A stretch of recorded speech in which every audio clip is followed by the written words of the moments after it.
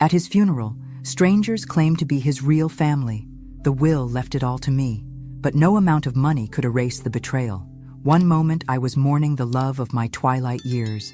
The next, I discovered I was the mistress, not the partner, a footnote in someone else's marriage. Don't forget to subscribe to the channel and comment where you're watching from. The mahogany casket gleamed under the weak January sun, polished to a mirror shine that seemed obscenely cheerful against the backdrop of my grief. I adjusted the black scarf around my neck, my fingers trembling slightly as they brushed against the simple gold pendant Richard had given me on our 3rd anniversary. "He looked peaceful at the end," whispered Margaret, my oldest friend, squeezing my gloved hand. "Heart attacks can be merciful that way." I nodded, not trusting my voice. At 71, I was no stranger to funerals, but burying Richard felt different. After losing my husband of 40 years to cancer, I never expected to find love again. Then Richard Montgomery walked into my community center literature class with his dog-eared copy of Hemingway and Shy Smile, and everything changed. 5 years, 5 beautiful, unexpected years we'd shared. Not enough time, but I was grateful for every moment. The minister's words washed over me as I stared at the casket. Only 20 people had come. A few of my friends, Richard's lawyer Harold, and some former colleagues. Richard had always been private about our relationship. "Business complications," he'd explained. I never pushed. "Eleanor." Harold's urgent whisper pulled me from my thoughts. "Do you know those people?" I followed his gaze toward the cemetery entrance where a small group had appeared. An elegant, silver-haired woman, 2 middle-aged men in expensive suits, and a teenage girl. They stood at a distance, watching our small gathering with unreadable expressions. "No," I murmured, a strange unease creeping up my spine. "Should I?" Harold's face tightened. "Let me handle this." But it was too late. As the service concluded and people offered their condolences, the silver-haired woman approached, her posture regal, her eyes locked on mine. The men flanked her protectively while the girl hung back, studying me with intense curiosity. "I'm Vivian Montgomery," she announced, her cultured voice carrying just enough for everyone to hear. "Richard's wife of 45 years. The world tilted beneath my feet. My mind struggled to process her words while my body went numb. "I find it curious I wasn't notified of my husband's passing," she continued, her smile not reaching her eyes. "Fortunately, my son Gregory has contacts at the funeral home." "Mother," the older man murmured, glancing uncomfortably at the small crowd, now watching this unfolding drama. Harold stepped between us. "Mrs. Montgomery, perhaps we should discuss this privately." "What is there to discuss?" Her voice was silk over steel. "This woman has been playing house with my husband. I'm simply here to bury him." "Richard and I were together for 5 years," I said, finding my voice at last. "He told me he was divorced." Vivian's laugh was like breaking glass. "Divorced? Oh, my dear, no. Richard and I had an understanding. He needed his diversions." Her gaze swept over me dismissively, though he usually preferred them younger. The funeral director approached, his face ashen. "Mrs. Montgomery, we had no idea. The arrangements were made by his mistress." "Yes, I see that now." Vivian's perfect composure never cracked. Richard always did have a flair for the dramatic. Even in death, I stood there, humiliation burning through my shock. The sympathetic glances from my friends had transformed into something else. Pity, curiosity, perhaps even judgment. 40 years as a respected literature professor, a widow who'd conducted herself with dignity, and now, this. "The will reading is scheduled for Friday," Harold said quietly, taking my elbow. "Perhaps we should all reconvene then." As he guided me toward the car, I caught the teenage girl's gaze. Unlike the others, there was no malice in her eyes, only a complicated sadness that mirrored the storm building inside me. "Eleanor," Harold murmured, "there's much more to this situation than appears. Richard left instructions, preparations. Don't make any decisions until we've spoken privately." I nodded mechanically, but inside, something had shattered beyond repair. The man I mourned, had he ever truly existed? 3 days later, I sat rigidly in Harold Baker's office, the weight of unfamiliar eyes boring into me. Across the polished conference table, the Montgomery family formed a united front. Vivian in elegant mourning attire, her sons Gregory and Robert in bespoke suits that screamed old money, and young Megan, who kept her eyes downcast. My simple black dress felt suddenly inadequate, like everything else about me, in this opulent downtown high-rise where Richard had apparently built his real estate empire, an empire I knew almost nothing about. "Before we begin," Harold said, adjusting his reading glasses, "I want to confirm that Richard updated this will 2 months ago with full medical certification of his mental competence." He shot a pointed look at Gregory, who had been whispering to his brother. "The document is legally binding and witnessed according to state law." "Get on with it," Gregory snapped. "We all know why we're here." Harold cleared his throat. "Very well. To my wife, Vivian Montgomery, I leave her existing annual stipend of $350,000 as established in our amended prenuptial agreement and lifetime residence rights to our primary home in Beacon Hill." Vivian's expression remained impassive, but her knuckles whitened around her designer handbag. "To my sons, Gregory and Robert Montgomery, I leave 20% of my personal fortune to be divided equally between them, along with my summer house in Nantucket and winter residence in Aspen." The brothers exchanged glances, their faces darkening. "To my granddaughter, Megan Montgomery, I establish a trust of $5 million for her education and future endeavors, accessible in full upon her 25th birthday." The girl looked up for the first time, surprise flickering across her face. "The remaining 70% of my estate, valued at approximately $27 million, along with controlling interest in Montgomery Development Corporation and my 3 remaining properties, I leave to Eleanor Wright, who brought joy and meaning to my final years." The room erupted. Gregory slammed his hand on the table while Robert unleashed a stream of obscenities. Vivian remained perfectly still, only the slight tremor in her jaw betraying her fury. "This is absurd," Gregory hissed, standing abruptly. "My father was not in his right mind." "The medical certification," Harold began. "Can be challenged," Robert interrupted. "This woman clearly manipulated him." "That woman has a name," I said quietly, finding my voice. "And I never asked Richard for anything. Except, apparently, his entire legacy," Vivian replied, her voice deadly calm. "Quite an achievement for a literature teacher, was it?" "Professor," I corrected, meeting her gaze steadily. "And I had no idea about any of this." "Of course not," Gregory sneered. "Just like you had no idea he was married." The barb hit its mark, but I refused to flinch. I believed what Richard told me. "A common weakness among mistresses," Vivian said with false sympathy, "believing what they wish to hear." Harold interrupted by sliding a sealed envelope across the table to me. "Richard asked me to give you this privately. It contains explanations." I tucked the envelope into my purse, suddenly desperate to escape this room and these people who looked at me with such contempt. "This isn't over," Robert warned as I stood to leave. "Not by a long shot." "No," I agreed, surprising myself with my steady voice. "I don't believe it is." Outside the building, I blinked in the harsh winter sunlight, still struggling to reconcile the Richard I knew, thoughtful, sometimes melancholy, with simple tastes, despite his obvious comfort, with the titan of industry whose fortune was now causing such turmoil. A camera flash startled me. Across the street, a man with a telephoto lens quickly ducked into a parked car. "They'll be coming for you now," Harold murmured, appearing at my side. "The press, the social climbers, the opportunists." Richard feared this. That's why he made arrangements. "What arrangements?" I asked. "Read the letter," he replied. "Then we'll talk about how to weather the storm that's coming." A week passed before I found the courage to open Richard's letter.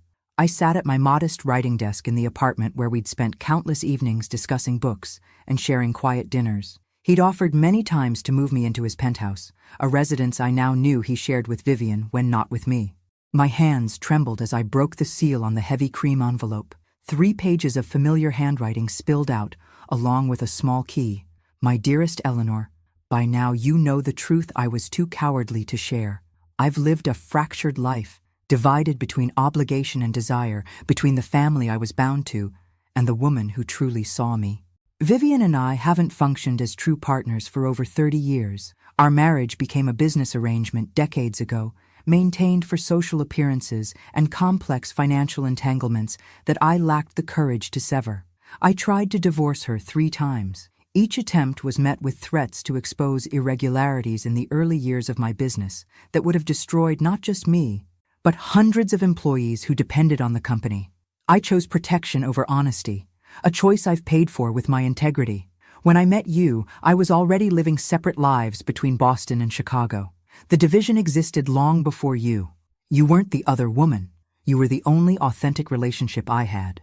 I paused, wiping unexpected tears. Even in death, Richard was trying to absolve me of guilt I hadn't yet fully processed. There's something more you should know.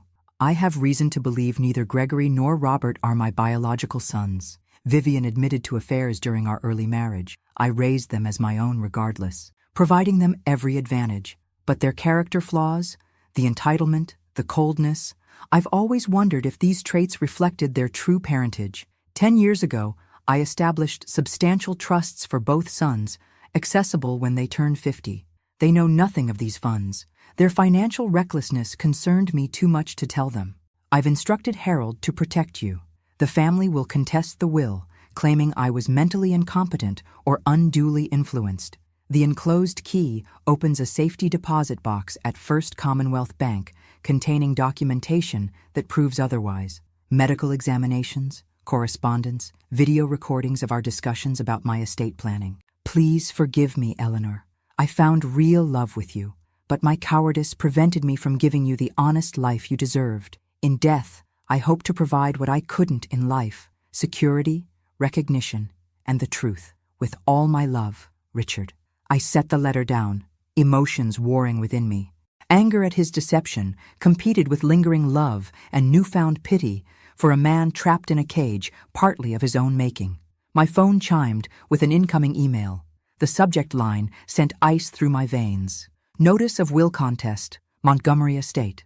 An unfamiliar law firm informed me that the Montgomery family was contesting Richard's will, citing mental incapacity and undue influence by Eleanor Wright, caretaker. They'd already scheduled depositions for my friends, former colleagues, even students I'd taught years ago. Caretaker? The word stung worse than mistress. They weren't just challenging the will, they were rewriting our entire relationship. I reached for my phone to call Harold, then hesitated. First, I needed to see what was in that safety deposit box. Whatever battle lay ahead, I needed to understand exactly what Richard had left me to fight with. The key felt impossibly heavy in my palm, a final gift from a man I thought I knew, but perhaps never truly did. Have you seen this? Margaret thrust a magazine toward me across our usual cafe table. We were supposed to be having our monthly lunch, but her worried expression told me this wasn't a social visit. I glanced down at the local society publication. On page 6, a small but devastating headline. Montgomery widow contests will, claims late husband manipulated by caretaker. The brief article quoted an unnamed source close to the family, claiming Richard had been in cognitive decline, easily influenced by the retired teacher who insinuated herself into his life. The photograph showed me leaving Harold's office, looking shell-shocked and small. "It's starting," I murmured, pushing the magazine away. "Starting? Eleanor, it's been happening for weeks. Haven't you noticed people acting strangely?" I had. The barista who always chatted with me now avoided eye contact. My neighbor's usual warm greeting had cooled to a curt nod. I'd attributed it to my own distracted state. But now, Cynthia canceled our book club, Margaret continued, said she didn't think it was appropriate right now. And Jean asked if it was true you were Richard's nurse. His nurse?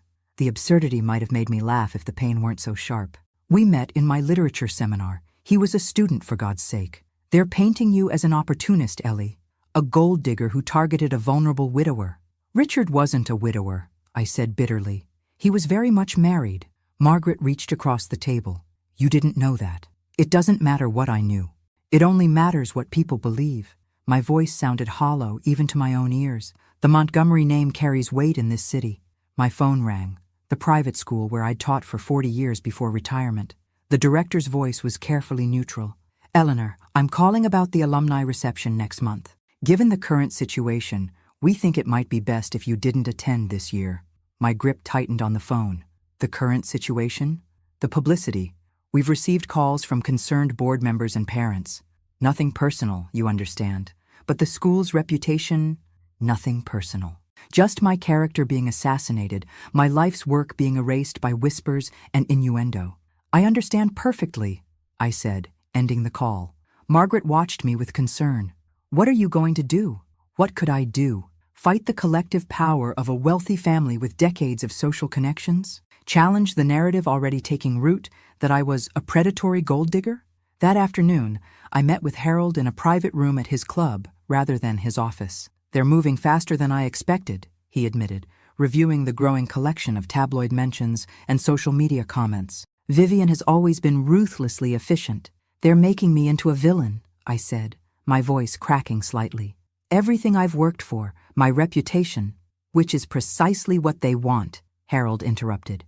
"If they can damage your standing enough, any judge will be sympathetic to their claim that you manipulated Richard. Should I consider a settlement?" The words tasted like ash. Harold studied me. "Is that what you want? To take a fraction of what Richard intended for you and disappear?" "I don't care about the money. I never did. I know that. But Richard did. He spent his final years ensuring you would be protected." Harold's expression softened. He knew exactly what Vivian would do. "That's why he prepared." I thought of the safety deposit box contents I'd examined. Meticulous records of Richard's mental evaluations, financial statements, personal journals dating back decades. "If I fight, they'll destroy what's left of my reputation. If I surrender, you validate their portrayal of you," Harold finished. "And everything Richard tried to do for you will have been in vain." As I left the club, a sealed envelope waited on my windshield. Inside, a typed note. "We know what you are. The money isn't yours. Back off while you still can." I stared at the threat, something hardening inside me. I'd spent my life teaching literature, stories of people facing impossible choices, moral dilemmas, moments of reckoning. Now I was living one. That night, I made my decision.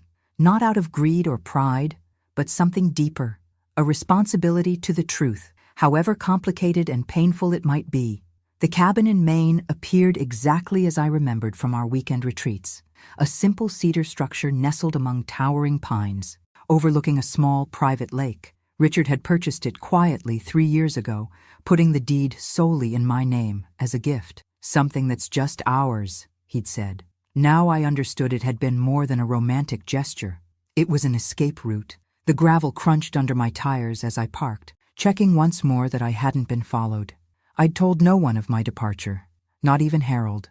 My apartment was locked up, mail forwarded to a post office box, and I'd withdrawn enough cash to last several months. The Montgomery family could continue their character assassination campaign in my absence. Inside, everything remained untouched since our last visit 6 months ago. I ran my fingers over the Riverstone fireplace, remembering Richard stoking flames on chilly evenings while we discussed books or simply sat in comfortable silence. "There's a safe behind the painting in the bedroom," he'd mentioned once, almost casually. "The combination is the day we met, just in case you ever need anything when I'm not here."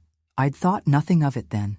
Now, I moved to the bedroom and carefully removed the landscape painting, revealing a sophisticated wall safe. My fingers trembled slightly as I entered the date, January 12th, 2019, and heard the satisfying click of the lock disengaging.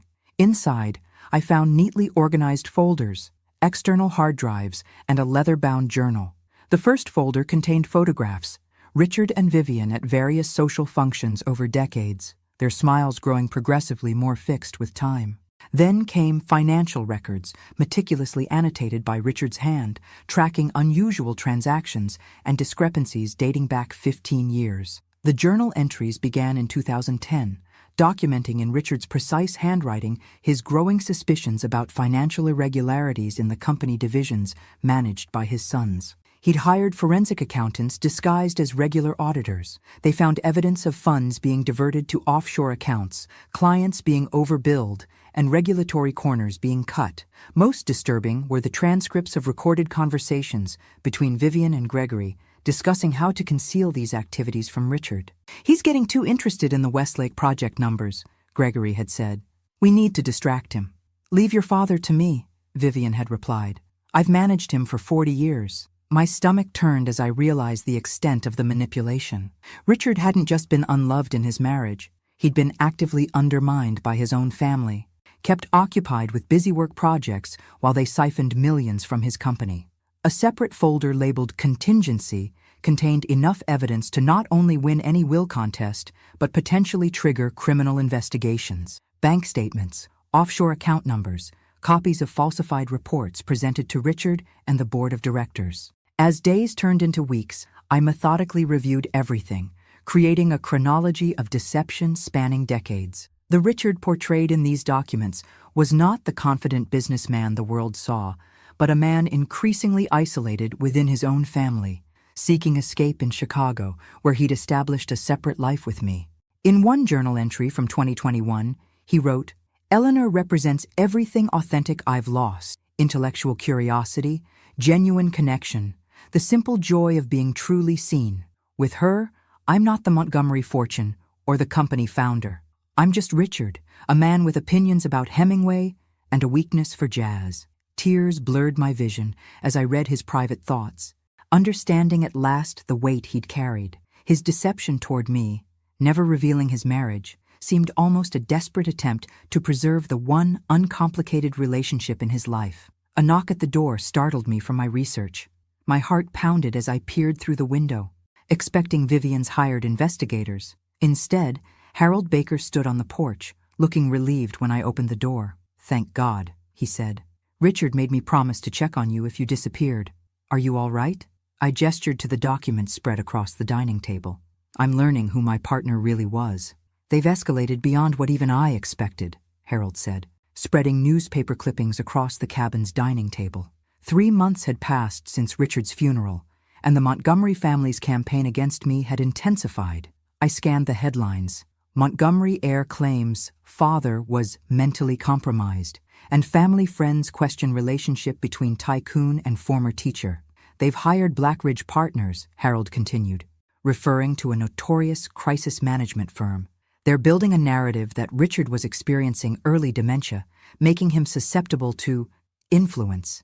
That's absurd. Richard was sharp until the end.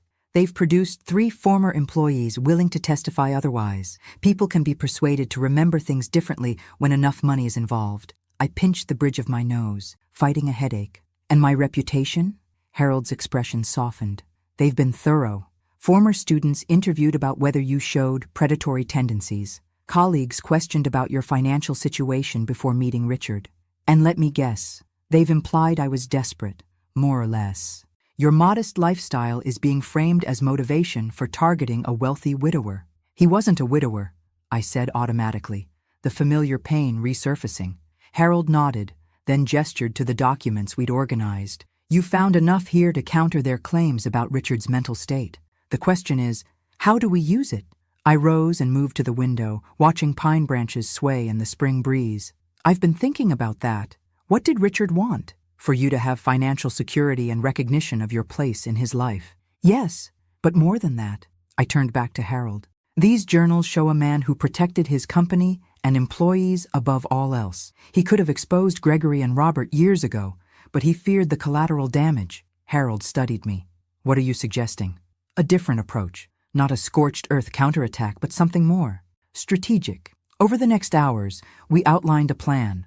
Instead of publicly exposing the family's financial misdeeds immediately, we would initiate a series of precisely targeted actions, requesting specific corporate records that would force internal reviews, engaging a respected forensic accounting firm under the guise of valuing my inherited shares, filing motions that would require Gregory and Robert to testify under oath about specific transactions. "We create pressure points," I explained, while presenting an image of dignified restraint.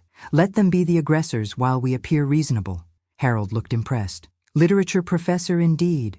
You understand narrative better than their PR firm." "I've taught Shakespeare's tragedies for 4 decades, I said with a thin smile. "I know something about how pride leads to downfall." As evening approached, Harold prepared to leave, but hesitated at the door. "There's something I haven't told you. Something Richard shared with me years ago." I braced myself for yet another revelation. He tried to leave Vivian after the boys were grown, had divorce papers drawn up 3 separate times. Each time, she threatened to reveal financial irregularities from the company's early days, matters that would have triggered investigations and potentially destroyed everything he'd built. "The leverage she held over him," I murmured. "Yes, but what Richard never told her was that he'd already quietly addressed those old issues, paid back taxes with interest, made anonymous restitutions. The threat she held was effectively empty for the last decade, but he never corrected her misconception. Why wouldn't he tell her? Free himself? Harold's expression was complicated. Because once that leverage was gone, he feared what she might do instead. The devil you know, as they say. As his car disappeared down the gravel drive, I returned to the dining room and our strategy notes. For the first time since the funeral, I felt something beyond grief and betrayal, a sense of clarity and purpose. In the bedroom mirror, I studied my reflection. The woman looking back seemed different, her posture straighter, her gaze sharper. I remembered Richard once saying that true character reveals itself not in comfort, but in crisis. Tomorrow I would return to Boston, not as the shattered, retreating woman who had fled, but as someone prepared to fight for truth, messy, complicated, and painful as it might be. The Boston Globe offices occupied the same building they had since I was a young teacher bringing my students on field trips. I smoothed my newly tailored navy suit and touched the simple pearl earrings, a deliberately understated choice for my first public appearance in months. Ms. Wright, Jennifer Mackenzie, the Globe's veteran investigative reporter, rose to greet me. "Thank you for reaching out. Thank you for agreeing to hear my side," I replied, taking the offered seat in the small conference room. Jennifer activated her recorder. "You've been at the center of quite a storm. The Montgomery family has been quite vocal about their version of events." "Yes," I said simply. "I thought it was time for the truth to be heard." "Your truth," she clarified. "The truth," I corrected gently, supported by documentation and facts. For the next hour, I told my story, meeting Richard in my literature seminar, our gradual friendship that blossomed into romance, and the shocking revelations after his death. I spoke without bitterness or accusation, presenting the narrative with the same clarity I once used to explain complex literary themes to students. Richard was a complicated man living a divided life, I concluded. I won't pretend I wasn't devastated to learn about Vivian and his family, but I won't allow that pain to erase what was genuine between us. Jennifer studied me. "The family suggests your relationship was different than you've described, that you were more caretaker than companion." I smiled faintly. Richard was 78, not 98. He was physically and mentally vibrant until his heart attack. We hiked, traveled, attended concerts. Our relationship was balanced and mutual, exactly what you'd expect between educated adults who enjoy each other's company. And the will? 70% of his fortune is significant. It was as surprising to me as to everyone else. I never discussed inheritance with Richard. My pension from 40 years of teaching serves my needs quite adequately. Yet you're fighting for it. I met her gaze directly. I'm fighting for the truth. And for the 500 employees of Montgomery Development whose livelihoods could be affected by this dispute. How so? I chose my words carefully. Richard built his company on principles of integrity and fair dealing. Whoever controls it going forward should honor that legacy. The resulting article, published 3 days later, presented a starkly different narrative than the one the Montgomery family had been cultivating. I was portrayed not as a predatory gold digger, but as a dignified educator, blindsided by revelations about her partner's double life, expressing concern for the company's employees rather than personal gain. Online comments reflected shifting public sentiment. "She seems more concerned about the workers than the money," and "Why is no one asking why Montgomery lied to her for 5 years?" The following week brought the first court hearing in the will contest. I entered the courthouse flanked by Harold and 2 additional attorneys he'd engaged, Elizabeth Chen, a renowned trust expert, and Michael Devereaux, who specialized in testamentary capacity cases. Vivian, Gregory, and Robert sat with their legal team across the courtroom, their expressions hardening when I entered. Only Megan, seated slightly apart, showed any reaction other than contempt, a flicker of curiosity as she studied my composed demeanor. The hearing itself was procedural, establishing timelines for discovery and depositions, but our team's preparation and calm professionalism clearly unsettled the opposition, who had expected a frightened, isolated woman they could easily intimidate. As we exited the courthouse, Megan Montgomery detached herself from her family and approached me. At 17, she had Vivian's striking features softened by a vulnerability her grandmother had long since buried. "Ms. Wright," her voice was quiet but steady. I wanted to say something." I paused, aware of Vivian watching from across the plaza. "My grandfather mentioned you, not by name," she added quickly, but he talked about a friend who shared his love of books. He seemed different when he came back from Chicago, happier. The simple observation pierced through my carefully maintained composure. "Thank you for telling me that, Megan." She glanced back at her waiting family. They don't talk about him as a person, just as assets and reputation. I offered my card. "If you ever want to talk about the person he was, I'm here." She took it, tucking it quickly into her pocket before rejoining her family. As their cars pulled away, Harold gave me an appraising look. That was unexpected, the granddaughter reaching out. "Sometimes the youngest see most clearly," I replied, watching the Montgomery's sleek town car disappear into traffic. "Ready for what comes next?" Harold asked. I nodded, straightening my shoulders. "Absolutely. It's time to move from defense to action." The preliminary audit findings are concerning, to say the least. The silver-haired woman speaking was Catherine Reeves, managing partner at Reeves & Morton Forensic Accounting, the firm our legal team had engaged to examine Montgomery Development's financial records as part of the inheritance dispute. I sat with Harold in his office as Catherine presented her report, 6 weeks into what had become an increasingly complex legal battle. "We've identified numerous irregularities in the reporting structures," she continued, displaying a chart on her tablet, "particularly in divisions overseen directly by Gregory Montgomery. Projects consistently over budget with funds redirected through a series of shell companies." Harold nodded grimly. "Consistent with the records Eleanor discovered. This particular pattern caught our attention." Catherine highlighted a transaction series. "Identical irregularities appear in projects managed by Robert Montgomery, suggesting coordination." "How much are we talking about?" I asked. "Based on preliminary findings?" "Approximately $38 million over 7 years. The number hung in the air, so much larger than even Richard had suspected. "There's more," Catherine continued. "We've found evidence suggesting financial statements presented to Richard Montgomery were systematically altered before reaching him." A knock interrupted us as Harold's assistant entered. "I'm sorry, but there's someone here insisting on speaking with Ms. Wright. A Mr. James Farrell?" The name meant nothing to me, but Harold's expression changed. "Former VP of Operations at Montgomery Development. Gregory forced him out 3 years ago." I nodded my approval, and moments later a man in his 60s entered, nervously clutching a leather portfolio.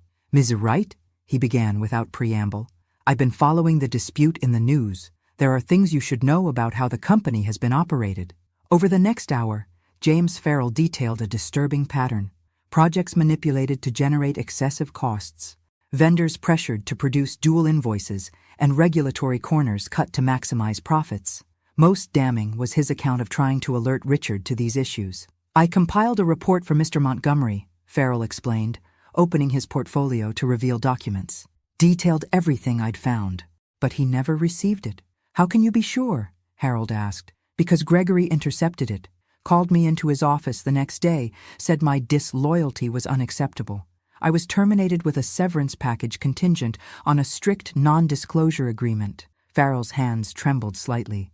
"But with Mr. Montgomery gone and the company's future uncertain, I believe I'm morally obligated to speak up." This unexpected ally provided the final pieces we needed. Through careful legal maneuvering, we ensured his evidence became part of the court record, triggering scrutiny beyond what the Montgomery family had anticipated. The effects rippled quickly.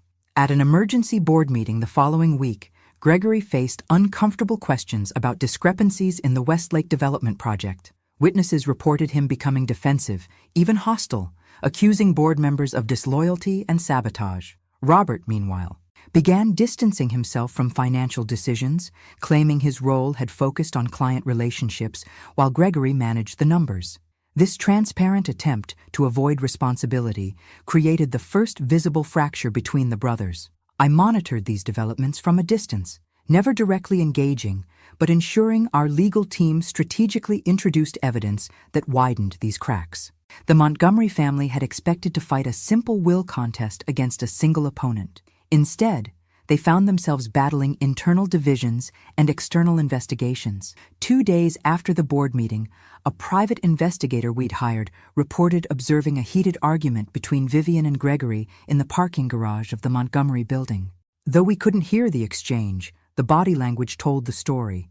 Vivian gesturing angrily, Gregory responding defensively, then both turning on Robert when he attempted to intervene. That evening, My phone rang with an unknown number. I answered cautiously. Ms. Wright? It's Megan Montgomery. Megan, is everything all right? A pause. Not really. I've been listening to them. My father, uncle, and grandmother. The things they're saying. Planning. Her voice wavered. I found some emails on my grandmother's computer. About you. About the campaign they created to discredit you. That doesn't surprise me, I said gently. It should surprise me, she replied, a new hardness in her young voice. But it doesn't. That's what bothers me most. I've watched them do this to others before. I just never questioned it until now. Why are you telling me this? Because my grandfather deserved better. And maybe you do too. She hesitated. I have access to their emails. Would that help? I closed my eyes, considering the ethical implications. Megan, I don't want to put you in a difficult position. I'm already in one, she interrupted. Every day I watch them lie and scheme while pretending it's about protecting my grandfather's legacy. But they never cared about his legacy before he died. After a long pause, I asked, why do you think that is? Because they never really knew him, she answered simply. But I think you did. As we ended the call, I realized the landscape of this battle had shifted yet again. The Montgomery family's greatest vulnerability wasn't financial or legal. It was the brittle facade of unity that had already begun to crack under pressure. He wants to talk, Harold said, closing his office door behind him. Gregory contacted me privately this morning. 6 months had passed since Richard's funeral. What began as a simple will contest had evolved into something far more complex as our strategic pressure exposed deeper issues within the Montgomery empire. Talk or negotiate? I asked. Both. He's scared, Eleanor. The Securities and Exchange Commission has opened a preliminary investigation based on the irregularities our accountants identified. I absorbed this information, remembering the arrogant man who had sneered at me during the will reading. What exactly does he want? Protection. He's offering information in exchange for our help in securing immunity. 2 hours later, I sat in an adjoining room watching through one-way glass as Gregory Montgomery spoke with Harold and our legal team. The transformation was striking. Gone was the confident air, replaced by a nervous man who couldn't stop fidgeting with his wedding ring. It wasn't my idea, he insisted, pushing documents across the table. The offshore accounts, the diverted funds, that was Robert and my mother. I just went along with it. Yet you signed these authorizations, Harold noted, indicating several papers. Gregory's face flushed. You don't understand what it's like. In our family, you either participate or you're excluded. My father built this impossible legacy, and my mother made it clear that maintaining it, by any means necessary, was our only option. And Richard never knew? He suspected something in recent years. Started asking more questions, demanding more detailed reports. Gregory ran a hand through his thinning hair. That's when Robert suggested we keep him distracted with symbolic projects while we handled the real business. By real business, you mean fraud? Harold's tone remained neutral. Gregory flinched. It wasn't supposed to go this far, just some creative accounting to maximize profits during the recession. Then it became the standard procedure. For the next hour, he detailed a disturbing pattern of financial manipulation, implicating Robert as the primary architect and Vivian as the enforcer who ensured Richard remained unaware. Most disturbing was his description of the campaign against me, a calculated effort orchestrated by Vivian, who had hired private investigators to construct a narrative of me as an opportunistic caregiver. They had paid for planted stories, pressured mutual acquaintances to distance themselves from me, and even fabricated concerns about Richard's mental capacity. My mother said, "We needed to destroy your credibility before you could gain public sympathy," Gregory admitted. "Make you toxic so no one would listen when you fought back." Watching this confession, I felt a complex mixture of vindication and sadness. The family Richard had protected, even at the cost of his own happiness, had never deserved his loyalty. When the formal interview concluded, I entered the room. Gregory's eyes widened in surprise. "Miss Wright, I didn't realize you were here." "Clearly," I replied, taking a seat across from him. "I wanted to hear directly why you felt entitled to destroy my reputation." He couldn't hold my gaze. It wasn't personal. It felt extremely personal when friends stopped speaking to me, when I was disinvited from the school where I taught for 40 years, when newspapers called me a predator. Gregory stared at his hands. "I'm sorry. Your apology means nothing without action," I said calmly. Here's what happens next. You will provide sworn testimony correcting the record about your father's mental capacity and his relationship with me. You will acknowledge publicly that the narrative your family created was fabricated. My mother will never agree. I'm not talking to your mother, I interrupted. I'm talking to you. A man who claims to want protection must first demonstrate he deserves it. Later that evening, as Harold drove me home, my phone chimed with an email from an anonymous account. The message contained audio files and a brief note. Recorded last night. Thought you should hear. I played the first file, immediately recognizing Vivian's cultured voice. We need to accelerate the plan. The audit is getting too close to the Cayman transfers. Robert's voice responded. What about Gregory? He's becoming a liability. Your brother has always been weak, Vivian replied dismissively. If necessary, we make him the scapegoat. Focus on discrediting the old woman first. Once her reputation is completely destroyed, no judge will rule in her favor. I closed my eyes, letting the full weight of their calculated cruelty wash over me.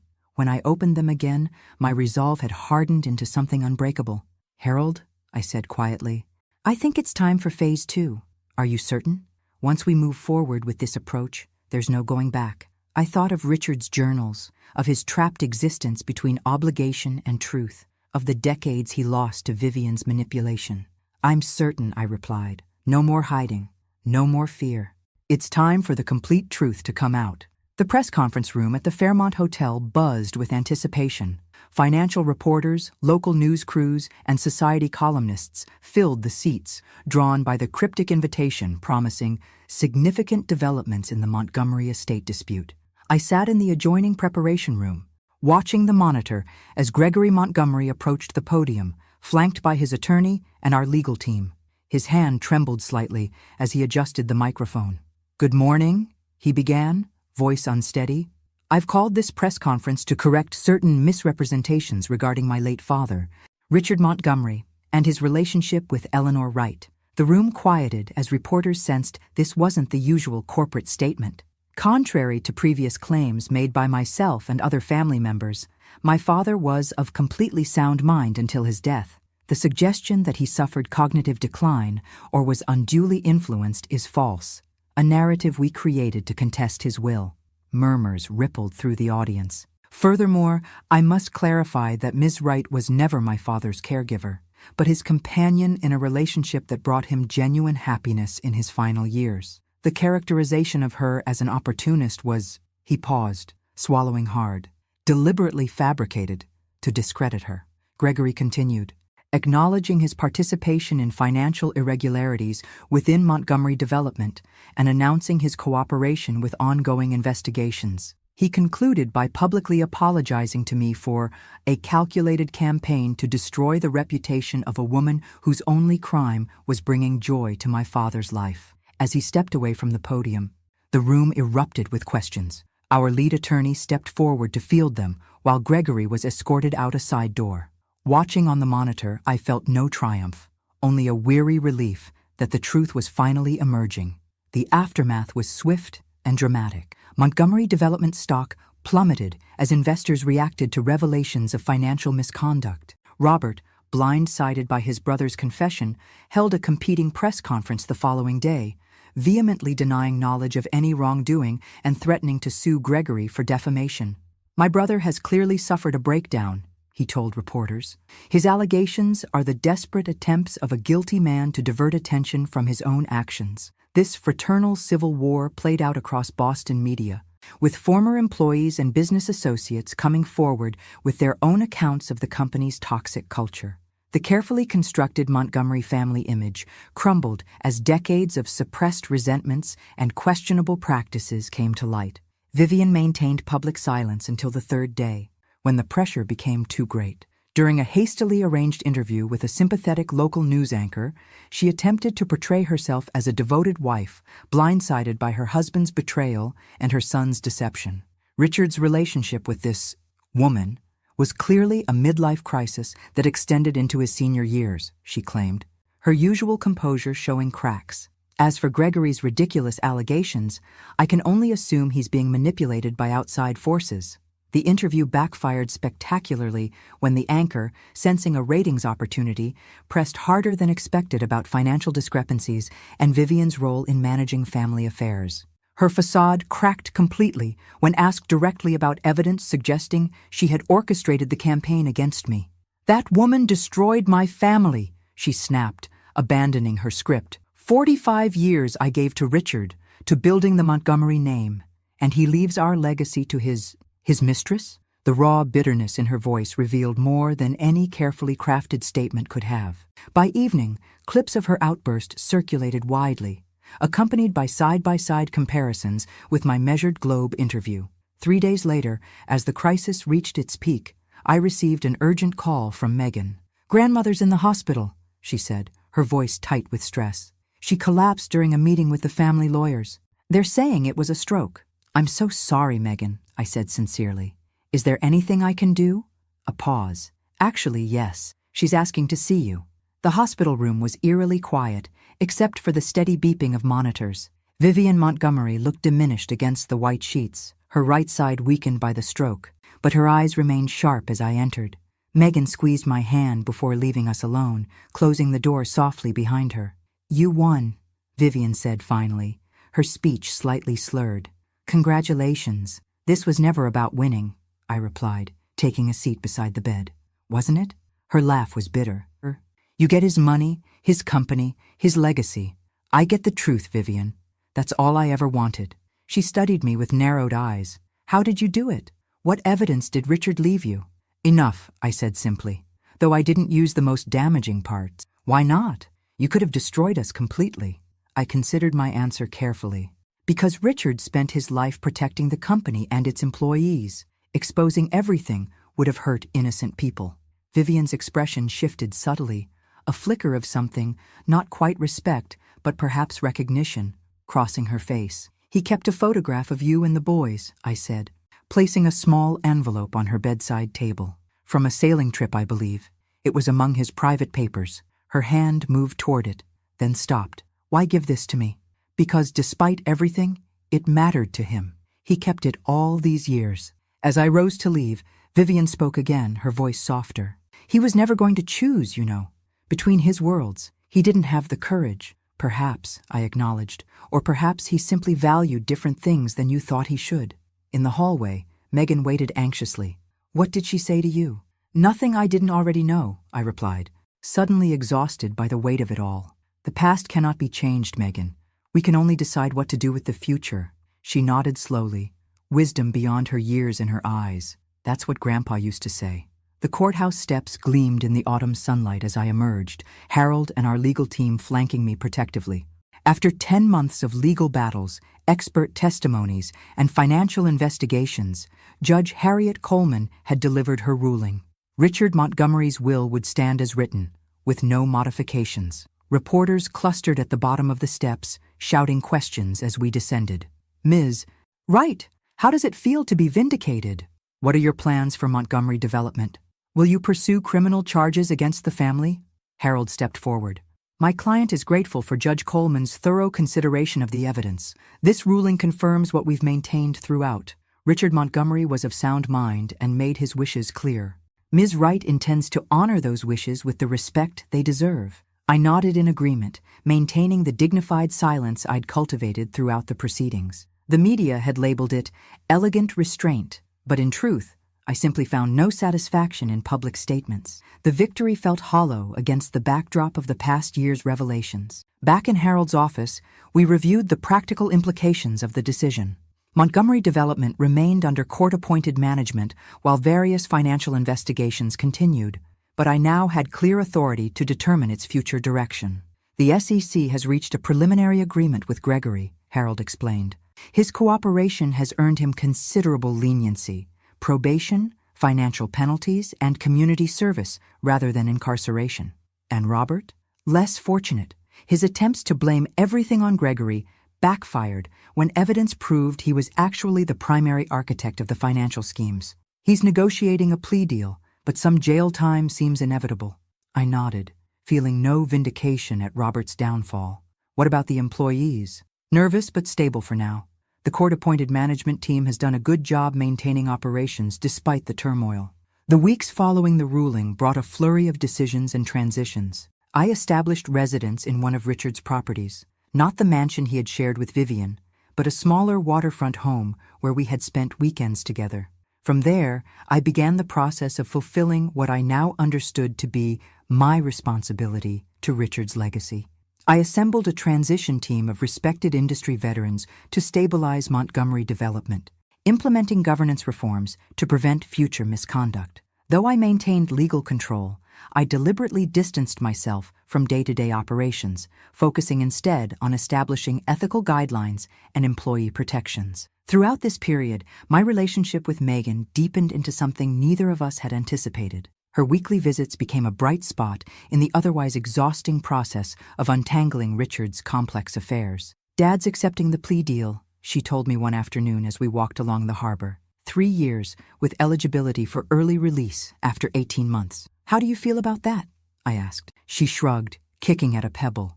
"Relieved, honestly. The waiting and fighting was worse. At least now there's clarity." "And your grandmother?" "Physically recovering, but bitter. She blames everyone but herself." Megan glanced at me sideways. "She still won't acknowledge that Grandpa had any legitimate reasons to be unhappy in their marriage. People construct narratives they can live with," I said gently. "It's human nature." "Is that what you did? When you found out about the double life?" The question caught me off guard with its perceptiveness. I suppose I did at first. I told myself our relationship must have been meaningless to him. "But you don't believe that anymore?" "No. Relationships aren't that simple." "Megan, Richard made choices I wish he hadn't, but that doesn't erase what was genuine between us." She nodded thoughtfully. "You know, you're nothing like they said you were. For years, whenever Grandpa went to Chicago, Grandmother would make these little comments about his distractions there. She made it sound so sordid. And now? Now I understand he was just trying to find some peace." She looked out over the water. "Do you think you'll stay in Boston?" "For now," I replied. "There's still much to resolve." Later that evening, as I reviewed proposals for a corporate restructuring, my phone rang with Vivian's number, the first direct contact since our hospital room conversation months earlier. "Eleanor," she said without preamble, her speech still slightly affected from the stroke, "I'd like to meet." We arranged to meet at a neutral location, a private room at the Boston Arts Club where neither of us had previous connections. Vivian arrived using a cane, her posture still regal despite her physical challenges. "Thank you for coming," she said, lowering herself carefully into a chair. "What can I do for you, Vivian?" She studied me with those penetrating eyes that had once intimidated Boston's elite. "I'm not here to apologize. I didn't expect you were." A ghost of a smile touched her lips. "Good. We understand each other." She placed a folder on the table between us. "I'm here about the house." "The mansion?" "It's yours for life, as Richard stipulated. It's too large for me now. The stairs are difficult, and the memories—" She trailed off. "I've found a suitable apartment. I want to sell the house." "You don't need my permission for that." "Legally, I do. The property reverts to you upon my death or voluntary vacation." I leaned back, considering her. "Why tell me this in person? Your lawyers could have handled it." Vivian's expression remained carefully controlled. "Because I wanted to see for myself what kind of woman you've become through all this, whether Richard's faith in you was justified." "And your conclusion?" She closed the folder, her hand lingering on it. "You've handled things differently than I would have, not necessarily worse." Coming from Vivian Montgomery, this qualified as extravagant praise. "The house is yours to sell," I said. "I'll have Harold prepare the necessary paperwork." As she rose to leave, Vivian paused. "He kept a journal, you know, for 40 years. I found them after our 10th anniversary. Detailed accounts of his disappointments, his regrets. Why are you telling me this?" "Because I read them all. Every word. I knew exactly who my husband was and what he thought of our marriage." Her voice remained steady. "I chose to stay anyway, to build something lasting, even if it wasn't what romantic fools consider love." With that parting revelation, she left me sitting alone, contemplating the different ways people justify their choices, and wondering what justifications I might someday make for my own. 18 months after Richard's death, I stood at the podium in the Montgomery Building's main conference room, facing an audience that represented all facets of the complicated legacy I had inherited: corporate executives, board members, family representatives, and community leaders. "Thank you all for coming today," I began. my voice steady. We've gathered to announce several decisions regarding the future of Richard Montgomery's personal and corporate legacy. My gaze moved across familiar faces. Harold, looking satisfied. Megan, supportly attentive. Vivian, maintaining her dignity despite everything.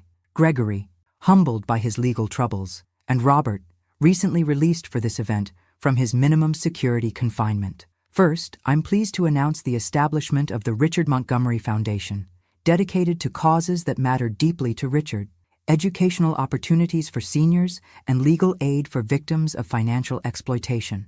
A ripple of approving murmurs swept the room. The foundation will receive 50% of Richard's personal estate, distributed over the next decade to ensure sustainable impact rather than fleeting generosity.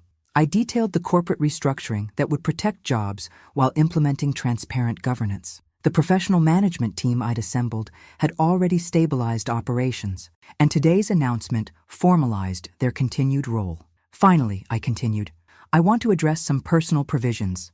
I announced the educational trust for Megan, ensuring her independence as she pursued her studies, the dignified settlement for Vivian that acknowledged her long connection to the Montgomery name, and the controlled opportunities for Gregory and Robert to rebuild their lives through supervised roles in smaller company divisions. These decisions reflect not just Richard's intentions, but the values he aspired to uphold throughout his life. They balance accountability with opportunity, consequence with compassion. As the formal meeting concluded and people broke into conversation groups, I stepped away, seeking a moment of quiet by the floor-to-ceiling windows overlooking Boston Harbor. The city stretched below, autumn sunlight glinting off the water. Quite a view, Megan said, joining me. Grandpa said he chose this building because it let him see the whole city he helped build. I smiled. That sounds like him. She studied me carefully. Are you happy with how everything turned out? The question gave me pause. Happy isn't the right word. At peace, perhaps, even after everything they did to you. Pursuing vengeance would have changed me into someone I wouldn't recognize, I replied. And seeking approval, from Richard's memory or anyone else, would have been another kind of prison. So what do you feel? Liberation, I said simply. The freedom to write my own story going forward. As the gathering dispersed, I found myself alone in Richard's former office.